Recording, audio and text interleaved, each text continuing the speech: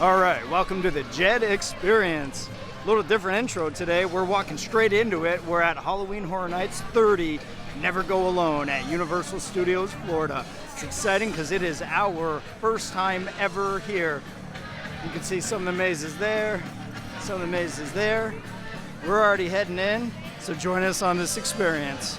All right, it is not dark yet, so maybe we'll come back and check this one out again once it's dark. But up first is the very first scare zone that we have to go through to get to our first maze.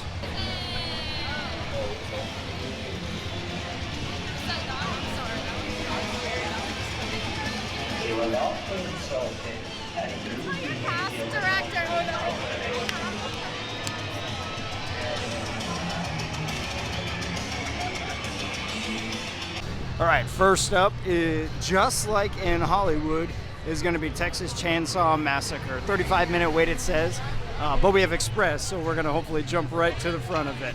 And again, as always, there's no filming here in Orlando, so we'll have to talk about it after. All right, Texas Chainsaw Massacre done. All in all, so the set design inside, way more elaborate than in Hollywood. I didn't really get scared, except one time one Leatherface jumped out right in front of me and I wasn't expecting him. So, but it was a lot more crowded in this maze than in Hollywood. They basically didn't stop us, so there's a constant line of people, which has been an issue with Hollywood in years past. But definitely way more into the details of the design on this maze. All right, and we're gonna roll right into Revenge of the Tooth Fairy, 35-minute standby wait, and then right next to it is gonna be HHN Icons. So this one does not have a Hollywood counterpart, so we'll go have fun on this one, and then we'll be back in just the blink of a shutter. All right, Tooth Fairy is all done. It was a really good visual maze, but what I'm starting to notice is, so in that one, it's not super dark, and the plexiglass was really obvious and prevalent. So that tells you there's going to be somebody there. It's not that dissimilar from if you see a big open dark doorway that somebody might jump out of there, but I'm able to look right at it and sometimes see them before they jump. So the only two real good startles I got were from two that were not behind plexiglass. I don't know that there's much they could do about it right now. It's just an observation. So as we go through the other mazes, I'll see how that compares and see if it's going to be an entire event-wide thing or if that one just happened to be super prevalent. So I think we're going to go jump right into Icon since we came right out next to the entrance and knock out all the ones over in this corner before we move on to the rest of the park. And so here is the sign for Icons right now, 45-minute wait, and then just like with all the other ones, we've got the standby entrance and then the express lane entrance. All right, so I'll talk about the maze real quick, and then I'm gonna have to address something. So the maze itself, again, this is our first time ever at Orlando Horror Nights, so the icons don't really mean much to us. I'm sure if we did, it would have been even that much better, but it was a really well done maze. As soon as you walk in, they have this giant facade with digital screens of fire and little tiny like statuettes of all the icons, which I thought was really cool. And then you walk through and you get Jack at the very end. Now about the production of the maze, if you will, or the running of the maze. As we're walking through it, there's no metering of people going in. It's a constant line. And I feel like I don't want to be immediately on the person in front of me who is not in my party. So I'm like 3 or 4 feet behind them. And every time we get up to an usher or security guard or whatever you want to call them, they're sitting there going like this, urging you to like get right up on the person. Now I got a couple issues with that. One, even if I bought a regular ticket, I would have spent a lot of money to come to this event. But on top of that, some of us, like us, spent money on the express pass. So we're already up to, several $100s for the two of us to be here. And the whole point of going through the mazes are to get the scares, not to walk through knowing that in 20 seconds it's gonna happen behind me. I get it, we're not gonna be able to get everyone, that's fine, but I didn't get a single one in this entire maze. And then at one point it opened up and they sped up in front of me, and I was about to speed up, and they're already in there, like almost angrily urging me on. So that is actually the nice thing about Hollywood, which gets a lot of crap from the Orlando side because of the black walls and everything. But I spent my time not only filming through every maze, but nobody was urging us through. Plus they're kind of pulsing people through or metering people through, so there's not a gigantic buildup of people, just a cattle line, if you will. So Universal, if you're watching this, you need to respect that people want to walk through the mazes and actually enjoy them and not have an all-out sprint through it. All right, rant over. Now we'll go back to the rest of the mazes. All right, so up next is the Seek and Destroy Scare Zone. They are very cool looking. We are one, they say. The hive mentality.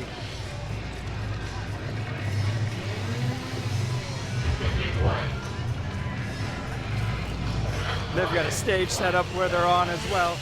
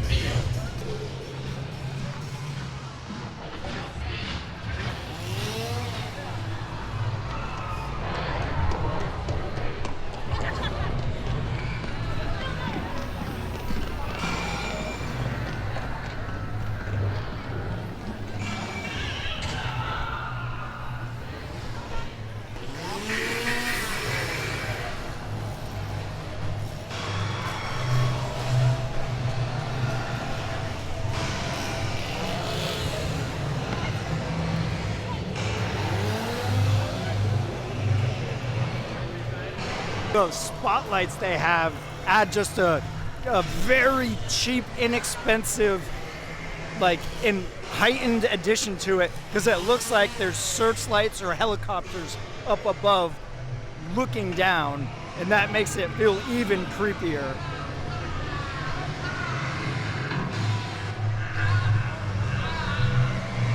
All right, I think we've reached the end of it.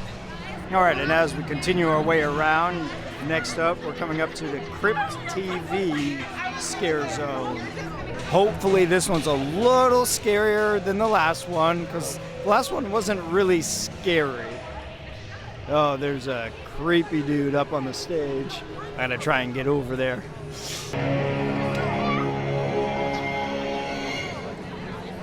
Oh, he sees me.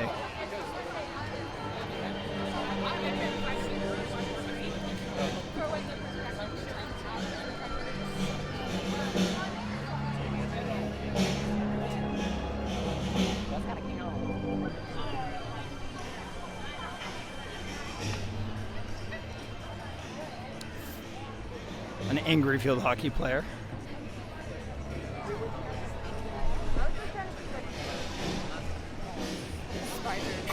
Oh. Wow, look at that face. I gotta get up close.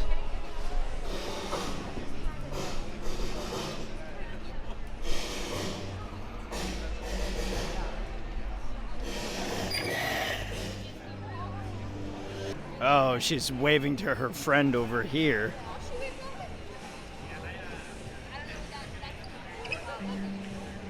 There's two.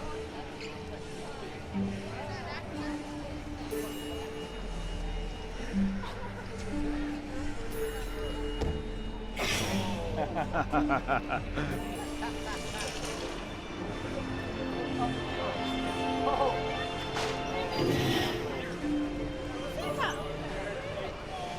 this one over here is kind of purgy. That's what I'm getting from this one.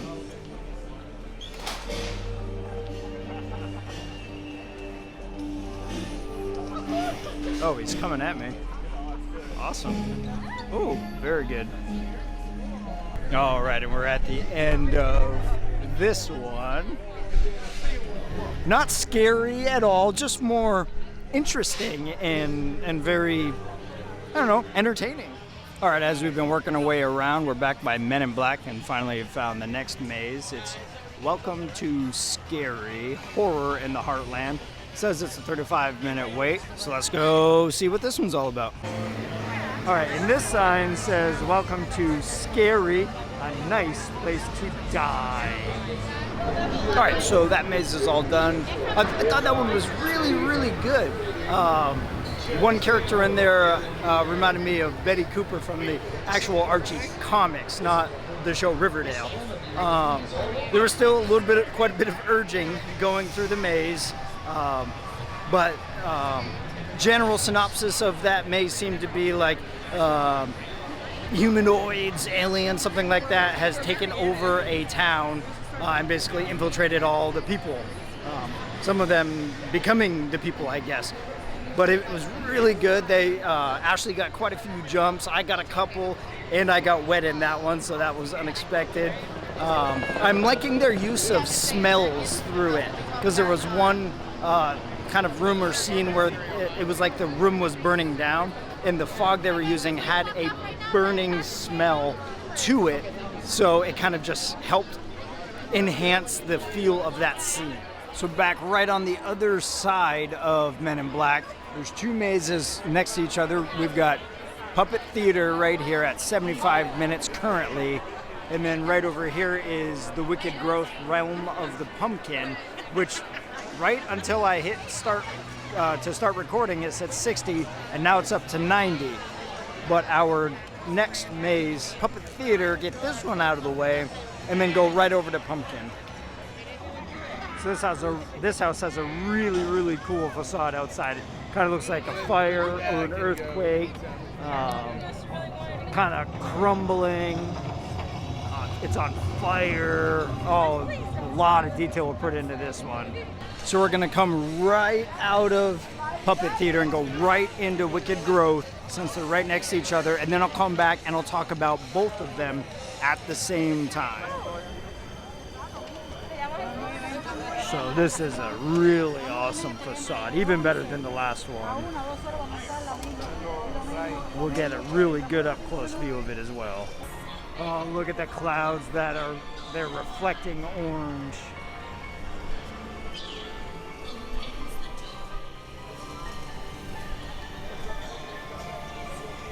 It's so much darker right here than it actually looks on the screen.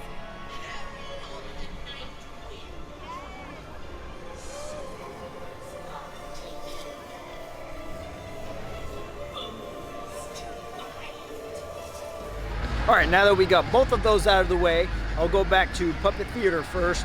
That one was, I'll just say the last two mazes so far to me were the best ones so far.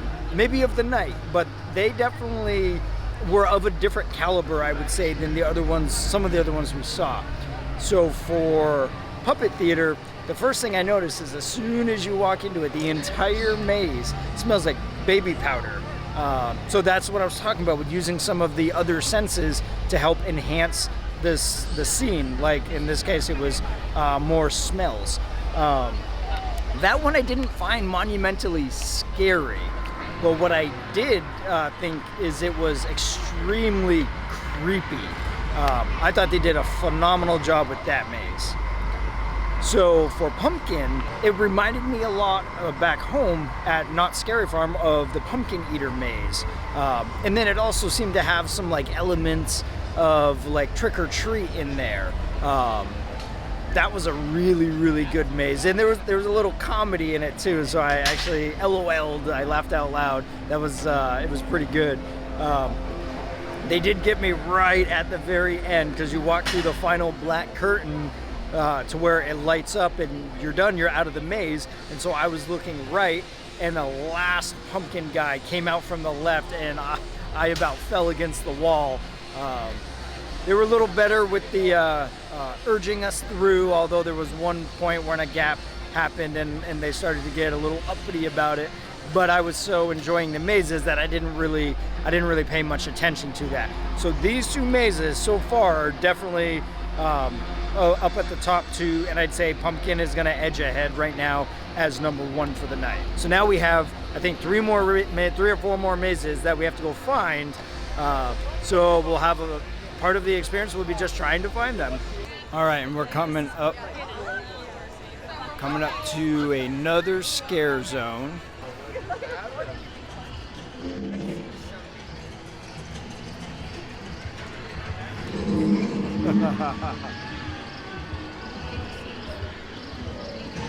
Oh, look at this guy.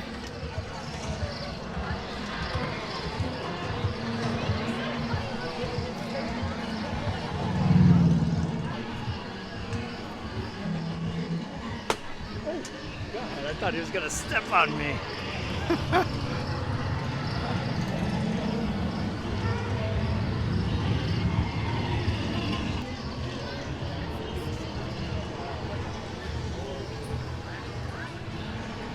You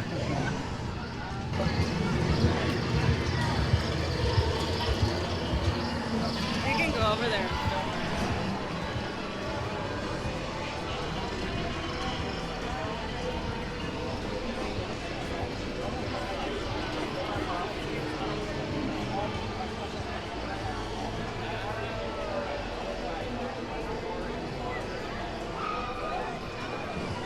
All right, right next to Mel's Die-In. Oh, that looks really good on the video.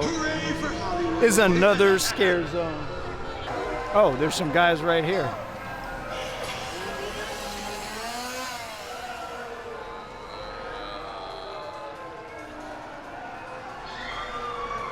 Creepy clown.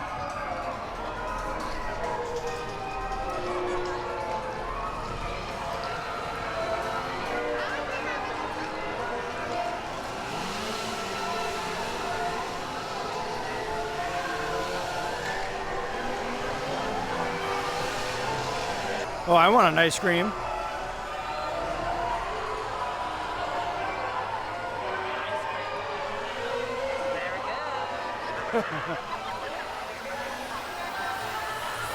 Oh, we're blinded.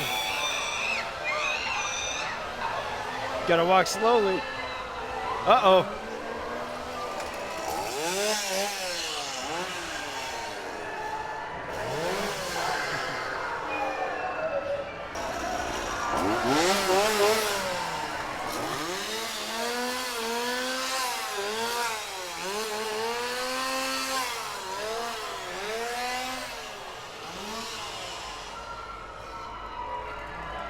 This one's really cool.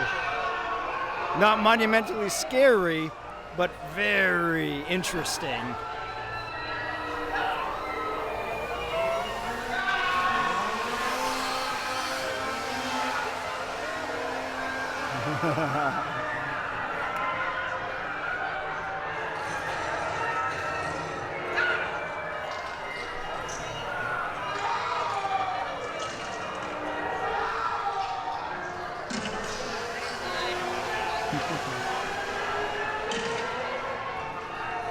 She looks angry.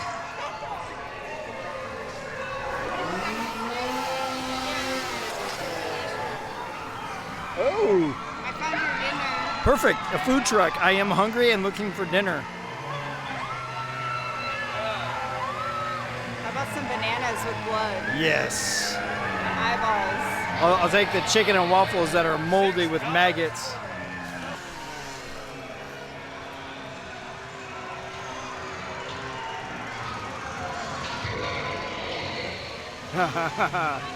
Abduct me.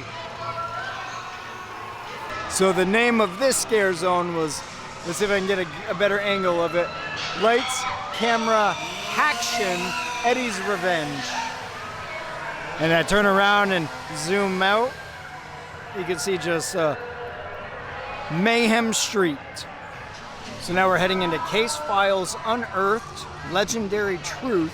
Sounds pretty cool. It gives me an idea of like, I don't know, maybe old time type stuff. Right now it's a 35-minute wait, one of the shorter ones right now. All right, that maze was pretty cool. It had a central figure, Boris Schuster, and what I read was that it's kind of based around the idea of paranormal activity through the history of HHN. It had a date up there right when you walk in, October 1991, which would be 30 years ago, and then it jumps back to the 40s. Then it kind of follows through. It looks like books written by Boris Schuster, who looks like supposed to be a private investigator. A lot of cool monsters in there. I got a couple jump scares that they got on me. The biggest one was the biggest one. It was like a 6'6" werewolf almost, they look like, or like a Yeti. But it was a totally different feel to it. I really enjoyed that one. So I know we've got a couple. We've got Bride of Frankenstein left. The one that we've been waiting to go into, which is Hill House, because I really want to see how it compares to Hollywood. And I think that might be the last two. I got to double check though. All right, we're gonna come back through the first scare zone again, now that it's dark, get a better feel for it. Oh, it already looks 10 times better. Oh, she's got a chicken with a knife.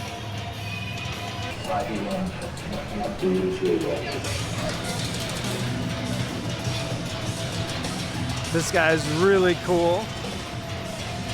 Must be the Pumpkin King. Yes. Okay, so we're up to another pair of co-located mazes. And I did forget one when I was just talking about him. I forgot about Beetlejuice.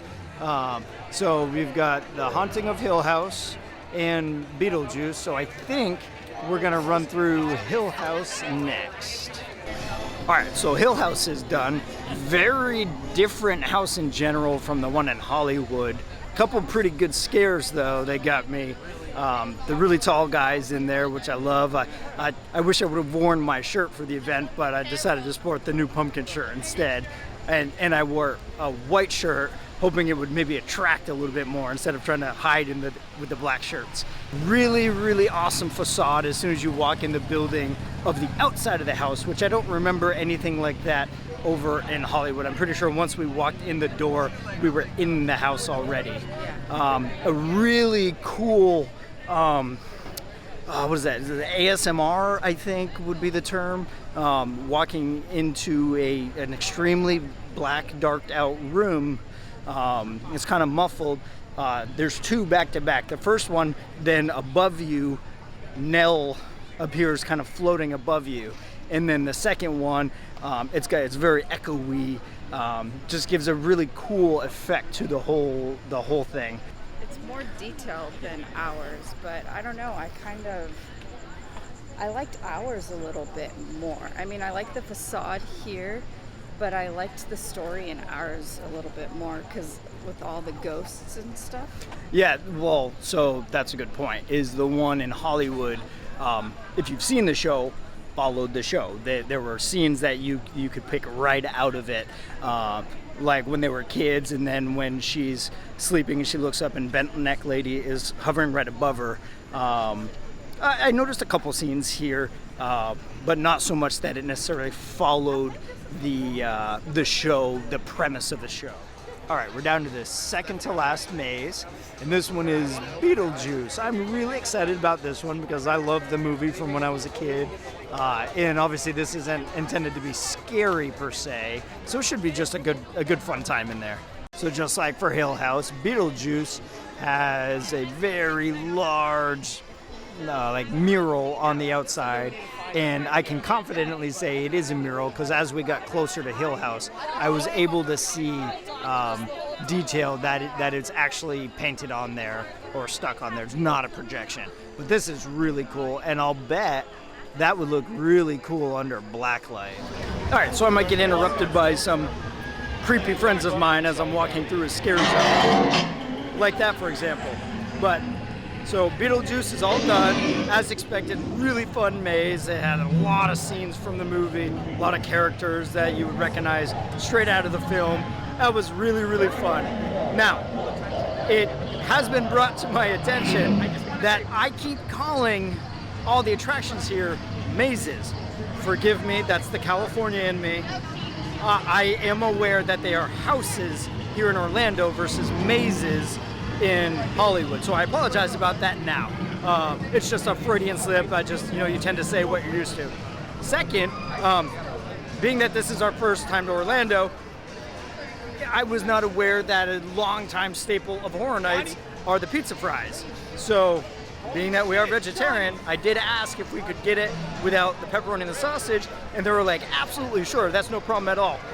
So they made us a fresh batch of just sauce and cheese, and I must say, I can understand why you guys like it, because it was delicious.